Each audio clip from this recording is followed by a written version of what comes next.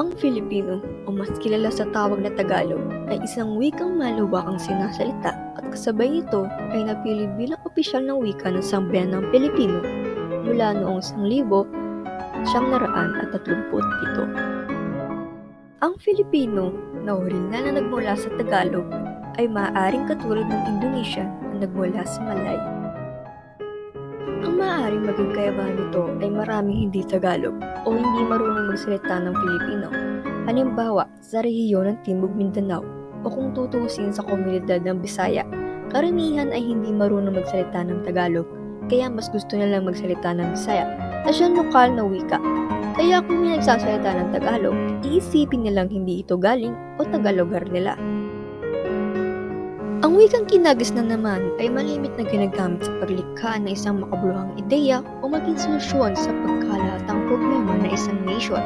Ang wikang pambansa ay tumutukoy ito sa partikular na wika na isang lugar o katutubong wikang ginagamit ng bawat tao sa isang lugar. Ito din ang sumisimbolo sa kinagisnan ng isang tao at kulturang kinabibilangan nito.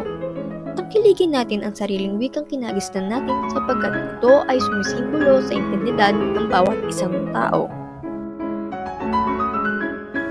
Ang wikang pambansa ay mahalaga sa nation sapagkat ito ay nagbibigay tulay sa mga tao na makipag-usap ng walang hadlang at importante ito upang makipagkomunikasyon sa bawat Pilipino. Dahil ayon nga sa isang sikat na pahayag ni Dr. Jose Rizal mula sa ikalimang kabanata ng El Filibusterismo, wika ang utak ng isang lipunan. Nais lamang na ipanwatik na wika ay siyang nagpapagalaw sa isang lipunan. Ito ang nagdidikta upang kumilos ang isang lipunan. Kung wala ang wika, hindi gagana isang lipunan sapagkat walang transaksyon at interaksyon na magaganap. Bawat bansa ay tinuturing na wika. Gayunpaman, kung wikang Pilipino lang ang pag-uusapan, napakaraming tungkulin ang ginagampanan nito mula sa pagiging wikang pambansa, wikang pambayan, wika ng edukasyon, at pananaliksik. Ang wikang pambansa ay mahalagang sangkap maging ganap na tao at responsableng mamamayan. Ang bawat isa ay may karapatang kilalanin o malamang ang kanilang bawat ninuno at wikang ibinigay o kinalakihan nila sa kanilang magulang.